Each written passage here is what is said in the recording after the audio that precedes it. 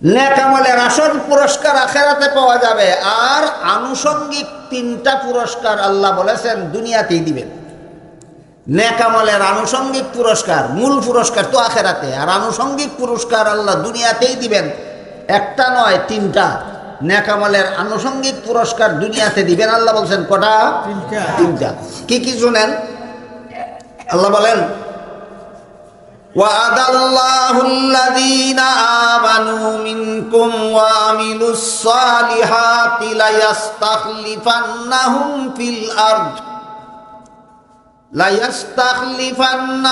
في الأرض كما استخلف الذين من قبلهم وليمكنن لهم دينهم الذي ارتضى لهم وَلَيُبَدِّلَنَّهُمْ مِنْ بَعْدِ خَوْفِهِمْ أَمْنًا يَعْبُدُونَنِي لَا يُشْرِكُونَ بِي شَيْئًا وَمَنْ كَفَرَ بَعْدَ ذَلِكَ فَأُولَئِكَ هُمُ الْفَاسِقُونَ।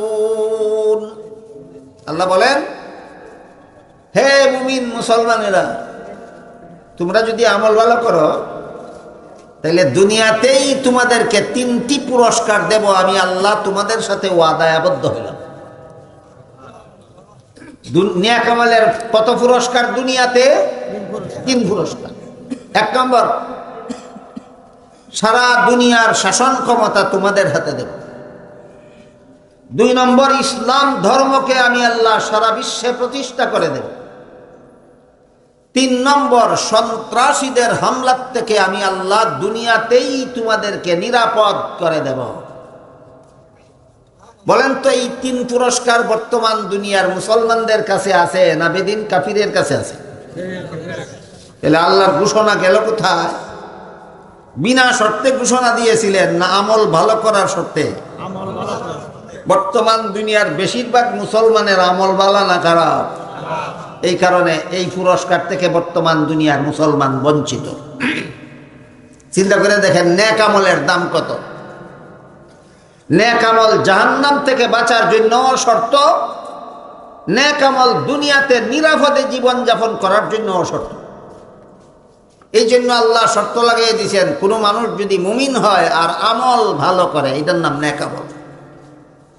তিন নম্বর গুণ হইল আমলটা করো সহি নিয়তে। সহি নিয়তের ব্যাখ্যা হইল আমি নেক আমল করি শুধু আল্লাহকে খুশি করার জন্য, আল্লাহ ছাড়া কোনো মানুষকে খুশি করার জন্য নয়। এর নাম সহি নিয়ত, এর নাম সহি নিয়ত। এক হাদিসে উল্লেখ আছে, রাসূল করিম সাল্লাল্লাহু আলাইহি ওয়াসাল্লাম বলেন, হাসরের বিচারে একদল শহীদকে আল্লাহ জাহান্নামে যাওয়ার হুকুম দিবেন। শহীদ আল্লাহর কাছে জানতে চাইবে, আমার কি অপরাধ? আমি তো তোমার রাস্তায় যুদ্ধ করে জান দিছি, শহীদ হয়েছি। আল্লাহ বলবেন, তোমার আমল ভালো কিন্তু তোমার নিয়ত সহি ছিল না। তুমি যুদ্ধ করতে গেছো আমি আল্লাহকে খুশি করার নিয়তে নয়, সমাজের মানুষ তোমাকে বীর যোদ্ধা বলে ধন্যবাদ দেওয়ার জন্য। বলেন, এই লোকটা যুদ্ধ করতে গেছিল আল্লাহকে খুশি করার জন্য না সমাজের মানুষের ধন্যবাদ পাওয়ার জন্য? নিয়ত সহি না গলত? গলত নিয়তের কারণে রাসূল বলেন শহীদ যাবে জাহান্নামে। তারপরে আল্লাহ রাসূল বলেন, একদল দান খয়রাতকারীকে আল্লাহ জিজ্ঞাসা করবেন, কি আমল করেছ? তারা কইবে, আমরা লক্ষ লক্ষ কোটি কোটি টাকা অনেক পরিশ্রমের বিনিময়ে উপার্জন করেছি আর তোমার রাস্তায় দান করে দিয়েছি। আল্লাহ ফিরিস্তাকে বলবেন, ফিরিস্তা এই দানবীরকে জাহান্নামে নিয়ে যাও। দানবীর আল্লাহর কাছে জানতে চাইবে, আমার অপরাধ কি? আল্লাহ বলবেন, তুমি যে দান খয়রাত করছো আল্লাহর রাস্তায়, এটা আমল ভালো, কিন্তু তোমার নিয়ত ছিল না আল্লাহ খুশি করার, তোমার নিয়ত ছিল সমাজের মানুষ খুশি করার। তারপরে রাসূল বলেন, হাসরের দিন একদল আলেমকে আল্লাহ জিজ্ঞাসা করবেন, তোমরা কি কাজ করেছো? এরা বলবে, আল্লাহ জীবনভর তোমার কথা মানুষে শুনাইছি, তোমার বাণী প্রচার করেছি। খারাপ কাজ না ভালো কাজ? রাসূল বলেন, আল্লাহ ফিরিস্তাকে বলবেন, এই সমস্ত আলিমের পায়ে জিঞ্জির দিয়া বাঁধো আর উল্টা হেসরাইয়া জাহান্নামে নিয়ে যাও। আলেমরা জানতে চাইবে আল্লাহর দরবারে, আমাদের কি অপরাধ? আল্লাহ বলবেন, তোমরা আমার কথা আমার বান্দাদের কাছে প্রচার করেছো, আমল খুব ভালো, কিন্তু আমি আল্লাহ জানি তোমাদের নিয়তের খবর। তোমাদের নিয়ত ছিল আমি আল্লাহ খুশি হব তা নয়, তোমাদের নিয়ত ছিল আমার বন্দারে আমার কথা শুনাইয়া আমার বন্দারে তোমাদের ভক্ত বানানো, যেটা সুদা ভাষায় বলে জনপ্রিয়তা লাভ। জনগণের ভক্তি অর্জন করার জন্য জনগণকে আমার কথা শোনাইছো, আমি আল্লাহকে খুশি করার জন্য নয়। কাজেই তোমার মতো আলেমের পুরস্কার আমি আল্লাহর কাছে জাহান্নামের আগুন ছাড়া কিছু নয়। এবার আপনারা বলতে পারবেন একদল শহীদ জাহান্নামে গেল নেক আমলের অভাবে না সহিনিয়তের অভাবে? একদল দান খয়রাতকারী জাহান্নামে গেল নেক আমলের অভাবে না সহিনিয়তের অভাবে? একদল আলেম জাহান্নামে গেল নেক আমলের অভাবে না সহিনিয়তের অভাবে? এই জন্য আল্লাহ বলেন মুমিন হও, নেক আমল করো। 3 নম্বর সহিনিয়তে করো। 4 নম্বর গুণটা হইল নবীর তরিকা মতে করো। যে আমলের যে পদ্ধতি নবী শিক্ষা দিয়েছেন সেই আমল সেই পদ্ধতিতে করো। যেমন 5 বেলার নামাজের জামাতের জন্য আজান দেওয়া নবীর সুন্নত, আজান দাও। জুম্মার নামাজের জামাতের জন্য আজান দেওয়া নবীর সুন্নত, আজান দাও। জানাজার নামাজ এবং ঈদের নামাজের জামাতের জন্য আজান দেওয়া নবীর সুন্নত নয়, আজান দিও না। 5 বেলার নামাজের জামাতের জন্য আজান, জুম্মার নামাজের জামাতের জন্য আজান দিব কেন? নবীর তরিকায় আছে। জানাজার নামাজের জন্য জানাজার নামাজের জামাতের জন্য আজান দিব না কেন? নবীর তরিকায় নাই। ঈদের নামাজের জামাতের জন্য আজান দিব না কেন? নবীর তরিকায় নাই। নবীর তরিকায় নাই। যে নেক আমল নবীর তরিকায় নাই, মন গড়া যুক্তি দিয়া ওই রকম নেক আমল করার নাম ওই বিদআত। কাজেই জানাজার নামাজের জন্য যদি আজান দেয় আজান হবে বিদআত, ঈদের নামাজের জামাতের জন্য যদি আজান দেয় আজান হবে বিদআত। যেখানে আজান দেওয়া সুন্নত সেখানে আজান শেষ করার পরে দুরূদ শরীফ পড়া নবীর তরিকায় আছে। আজান শুরু করার আগে দুরূদ শরীফ পড়া নবীর তরিকায় নাই। সুতরাং আজান শেষে দুরূদ পড়লে হবে সুন্নত, আজানের আগে দুরূদ পড়লে হবে বিদআত। কথা বুঝে আসে? আপনারা যারা নামাজ পড়েন আপনারা আরো সহজে বুঝবেন। বলেন তো নামাজের ভিতরে দুরূদ শরীফ আছে কিনা? শুরুতে না শেষে? আজান নামাজের শেষে দুরূদ শরীফ পড়া নবীর তরিকায় আছে, এই জন্য শেষে দুরূদ শরীফ পড়া সুন্নত। কিন্তু এক লোকে ওয়াজের মধ্যে শুনলো আল্লাহর একজন আলেম বলতেছেন, আল্লাহ রাসূল বলেছেন যে ব্যক্তি আমার প্রতি একবার দুরূদ শরীফ পড়বে আল্লাহ তার প্রতি 10 বার রহমত নাজিল করবেন, 10টা গুনাহ মাফ করে দেবেন, 10টা মর্যাদা বাড়ায় দেবেন। দুরূদ শরীফের এত ফজিলত শুনে কয় তাইলে এত বড় ফজিলতের দুরূদ শুধু নামাজের শেষে পড়বো কেন? শুরুতে একবার হইরা লই, নিয়ত বান্দা সুবহানাকা পইরা একবার দুরূদ শরীফ পইরা এরপরে আলহামদু পড়ছে। বলেন তার দুরূদ পড়া সুন্নত না বিদআত? আপনারা বিশ্বাস করুন আপনাদের সমাজের বেশিরভাগ দুরূদ পাঠকারীরা বেদাতি। বেশিরভাগ দুরূদ পাঠকারীরা কেন? দুরূদ পাঠে তো বড় সওয়াবের কাজ, বেদাত কেন? এটা নবীর তরিকার দুরূদ না, এটা তার মন গড়া দুরূদ। নবীর তরিকার দুরূদ না মন গড়া দুরূদ? মন গড়া দুরূদের একটা পরিষ্কার আলামত আছে। যে অবসর থাকলে বেশি বেশি দুরূদ শরীফ পড়ে, মাইক ফাইল না ফাইল এটার কোনো খেয়াল নেই, যে নবীর তরিকার দুরূদ পড়ে। আর যে মাইক পাইলে দুরূদ পড়ার লাগি ফাঁকি পাগল হয়, আর মাইক না থাকলে দুরূদ পড়ে না, হে মন গড়া দুরূদ পড়ে।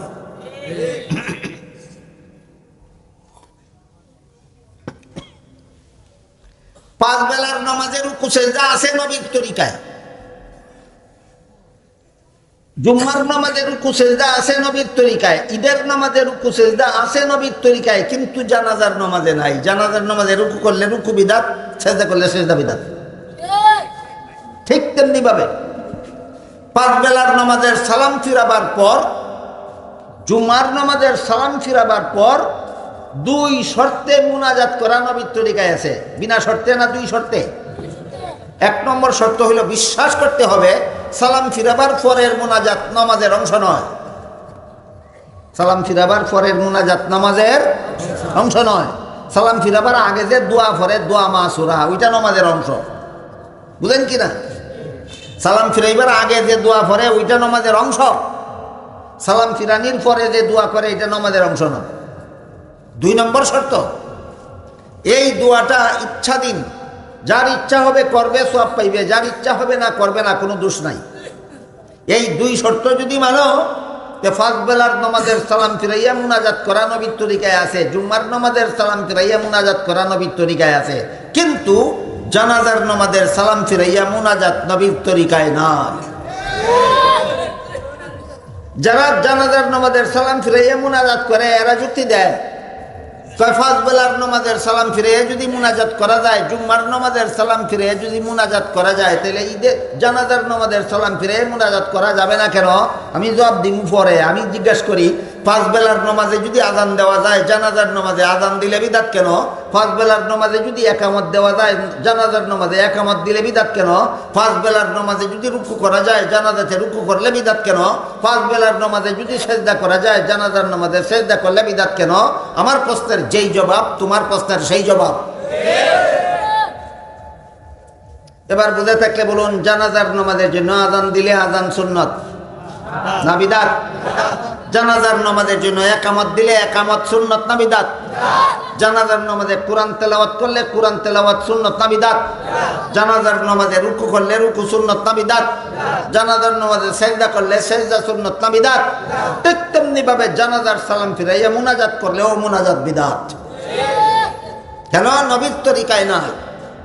এই জন্য আল্লাহ বলেন, মান আমিলা সালিহাম মিন যাকারিন আও উনসা ওয়া হুয়া মুমিনুন ফালানুহয়িয়ান্নাহু হায়াতান তাইয়্যিবাহ ওয়া লানাজজিয়ান্নাহুম আজরাহুম বিআহসানি মা কানু ইয়ামালুন। কোনো মানুষ যদি মুমিন হয়, আমল ভালো করে, সহি নিয়তে করে, নবীর তরিকা মতে করে, আল্লাহ বলেন আমি তাকে পবিত্র জীবন দান করব। কত গুণ? 4 গুণ। কত গুণ? 4। ঈমান, আমল, সহি নিয়ত, নবীর তরিকা, এই 4 কাজ যারা করে এরা পুরুষ হইলে যেই পুরস্কার, নারী হইলেও সেই পুরস্কার। পুরুষ হইলে যেই পুরস্কার, নারী হইলেও সেই পুরস্কার। এই আয়াতের ব্যাখ্যায় মুফাসসিরিনে কেরাম লিখেছেন, এই একটা ক্ষেত্র যেখানে আল্লাহর দৃষ্টিতে নারী পুরুষ সমান। কোন ক্ষেত্রে? আল্লাহর কাছে পুরস্কার পাওয়ার বেলায়। বুঝে থাকলে বলুন, আয়াতের তাফসীরে কি লেখা আছে? নারী পুরুষ আল্লাহর দৃষ্টিতে সমান। কোন বেলায়? আল্লাহর কাছে পুরস্কার পাওয়ার বেলায়, কাজের বেলায় নয়। কাজের বেলায় নারী পুরুষ ব্যবধান, যোগ্যতার বেলায় নারী পুরুষ ব্যবধান, কর্মক্ষেত্রের বেলায় নারী পুরুষ ব্যবধান, পুরস্কার পাওয়ার বেলায়, আল্লাহর কাছে পুরস্কার পাওয়ার বেলায় নারী পুরুষ সমান।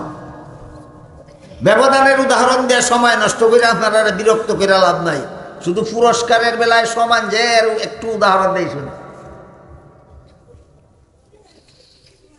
হাদিস শরীফে উল্লেখ আছে, আল্লাহর রাসূল সাল্লাল্লাহু আলাইহি ওয়াসাল্লাম বলেন, পুরুষ লোক মসজিদে গিয়া জমাতে নামাজ পড়লে যেই সওয়াব, মহিলারা ঘরের কোনায় একা পড়লে সেই সওয়াব।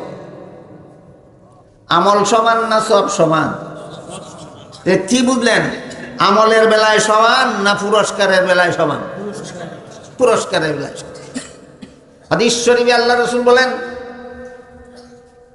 কোন পুরুষ যদি শত্রুর মোকাবেলায় ন্যায় সঙ্গতভাবে লড়াই করতে গিয়ে মারা যায়, লড়াই করতে যায়, তাহলে সে পায় জিহাদের সওয়াব।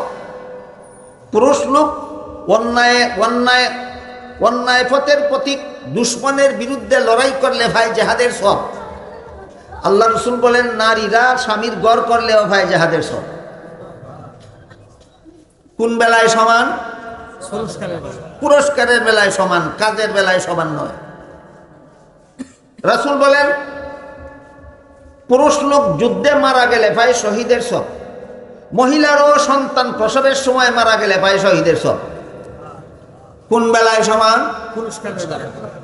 রাসূল বলেন, পুরুষ যুদ্ধের থেকে বিজয়ী হয়ে ফিরে আসলে ভাই গাজীর সওয়াব, মহিলারাও সন্তান প্রসবের পরে বাচ্চা থাকলে ভাই গাজীর সওয়াব। কোন বেলায় সমান? পুরস্কারের বেলায় সমান। রাসূল বলেন, পুরুষ মসজিদের জমাতে গিয়া নামাজ পড়লে যেই সওয়াব, মহিলাদের ঘরের কোনায় একা পড়লেও সেই সওয়াব। কোন বেলায় সমান? পুরস্কারের বেলায়। এই আয়াতের ব্যাখ্যায় মুফাসসিরিনে কেরাম লিখেছেন, নারী পুরুষের যোগ্যতায় সমান নয় ব্যবধান, কাজে সমান নয় ব্যবধান, কর্মস্থলে সমান নয় ব্যবধান, শুধুমাত্র আল্লাহর কাছে পুরস্কার পাওয়ার বেলায় সমান। এই জন্য আল্লাহ বলেন, মিন যাকারিন আও উনসা ওয়া হুয়া মুমিন ফালানুহয়িয়ান্নাহু হায়াতান তাইয়্যিবা। কোনো মানুষ যদি মুমিন হয়, আমল ভালো করে, সহি নিয়তে করে, নবীর তরিকা মতে করে, এই মানুষটা পুরুষ হোক অথবা নারী হোক, আমি আল্লাহ তাকে একটা পুরস্কার দিব, পবিত্র জীবন। বলেছিলাম শুরুতেই, ধৈর্য ধরে যদি শুনেন আর আমারও শাস্তি মানায়, শেষের দিকে বলবো পবিত্র জীবন কাকে বলে। 2-4 মিনিট বসবেন ধৈর্য ধরে। 4 গুণের গুণী নারী পুরুষকে আল্লাহ কি পুরস্কার দিবেন বলেছেন? পবিত্র জীবন। মুফাসসিরিনে কেরাম তাফসীরের কিতাবে লিখেছেন পবিত্র জীবন 2 প্রকার, একটা দুনিয়াতে পবিত্র জীবন আর একটা আখিরাতে পবিত্র জীবন। এটা মনে রাখুন। আল্লাহ যে পবিত্র জীবনের ঘোষণা দিলেন 4 গুণের গুণী নারী পুরুষকে, পবিত্র জীবন একটা দুনিয়াতে একটা আখিরাতে। আখিরাতের পবিত্র জীবন হইল জান্নাতি জীবন। আখিরাতের পবিত্র জীবন জান্নাতি জীবন, এটার ব্যাখ্যা সোজা। কিন্তু দুনিয়ার পবিত্র জীবন বলতে কি? মুফাসসিরিনে কেরাম লেখেন, এই 4 গুণের গুণী পুরুষ হোক অথবা নারী হোক, পবিত্র জীবন উপলব্ধি করবে নিজে, একজনে আর একজনে বুঝাইতে পারবে না। 4 গুণের গুণী হও, তুমি নিজে বুঝবা পবিত্র জীবন যে আল্লাহ তোমার দুনিয়াতে দান করছে।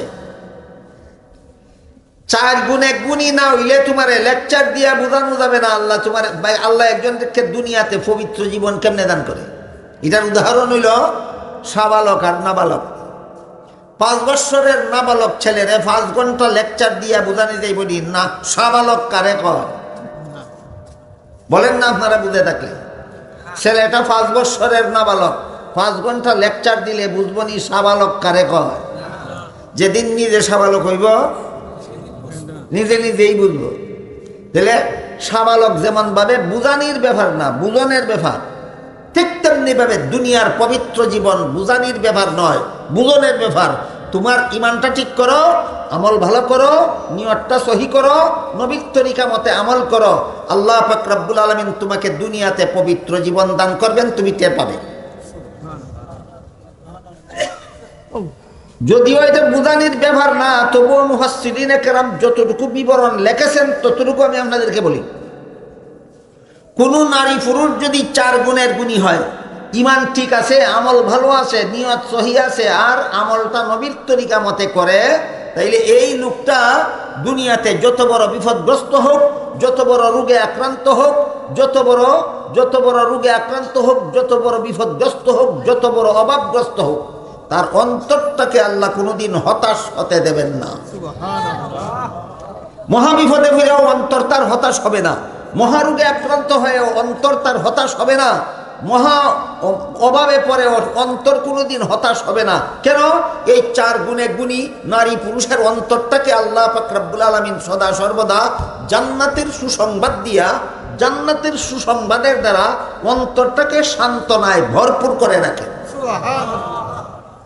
বিপদে ফিরাও মন হতাশ না হওয়া, অভাবে ফিরাও মন হতাশ না হওয়া, জটিল রোগে আক্রান্ত হইয়াও মন হতাশ না হওয়া কেমনে হয় বুঝাবার ব্যাপার নয়। 4 গুণে গুণী হইয়া দেখো, নিজে নিজেই বুঝবা। এটার নাম হইল দুনিয়াতে পবিত্র জীবন, এটার নাম দুনিয়াতে পবিত্র।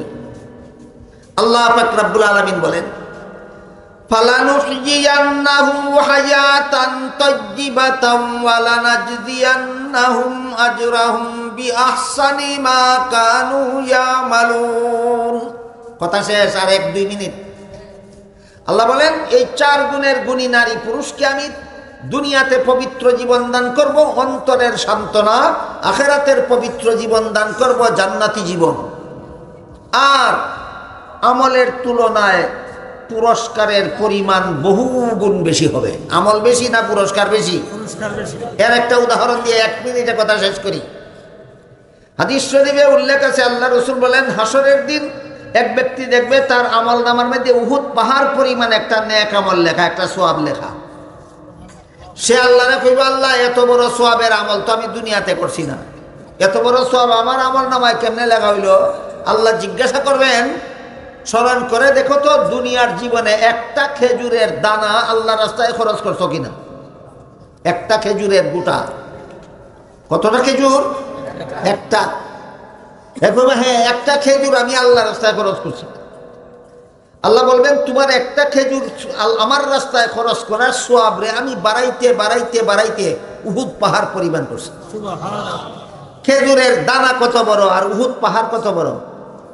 খেজুরের দানা পরিমাণ তোমার আমল, আর উহুদ পাহাড় পরিমাণ হবে আমার পুরস্কার। তাই আল্লাহ বলেন ফালানুহইয়ান্নাহু হায়াতান তাইয়্যিবাতান ওয়া লানাজজিয়ান্নাহুম আজরাহুম বিআহসানি মা কানু ইয়ামালুন। 4 গুণের গুণী নারী পুরুষকে আমি আল্লাহ দুনিয়াতে আখিরাতে পবিত্র জীবন দান করব, আর আমলের তুলনায় বহু গুণ বেশি পুরস্কার দান করব। এই হইল জাহান্নাম থেকে নাজাতের পথ, জান্নাত লাভ করার পথ। জাহান্নাম থেকে নাজাতের পথ 4টা শুরুতেই কইছিলাম, মনে আছে? হয়তো আলেম হও, না হয় আলেমের ছাত্র হও, না হলে আলেমের কথা মতো চলো, আর না হইলে আলেমকে অন্তর দিয়ে ঘৃণা করো, না মহব্বত করো। এটা হইল জাহান্নাম থেকে বাঁচার 4 পথ, জান্নাতে যাওয়ার 4 কাজ। সব এই 1.5 ঘন্টার কথার সারমর্ম 1.5 মিনিটে বলতেছি, শুনেন। জাহান্নাম থেকে বাঁচার 4 পথ। হয়তো আলেম হও, নইলে আলেমের ছাত্র হও, নইলে আলেমের কথা মতো চলো, নইলে আলেমকে মহব্বত করো। জাহান্নাম থেকে বাঁচার কত পথ? 4 পথ। জান্নাতে যাওয়ার 4 কাজ। জান্নাতে যাওয়ার ঈমান, আমল, সহিহ নিয়ত, নবীর তরিকা। জান্নাতে যাওয়ার কত কাজ? ঈমান, আমল, সহিহ নিয়ত, নবীর তরিকা। এই 4 পথের কোন পথে জীবন যাপন করে আল্লাহ আমাদের সবাইকে জাহান্নাম থেকে বাঁচার, আর এই 4 আমলের 4 আমল করে আল্লাহ আমাদেরকে জান্নাত লাভ করার সৌভাগ্য দান করুন। সবাই বলুন আমিন। সুবহানা রাব্বিকা রাব্বিল ইজ্জাতি আম্মা ইয়াসিফুন ওয়া সালামুন আলাল মুরসালিন ওয়ালহামদুলিল্লাহি রাব্বিল আলামিন।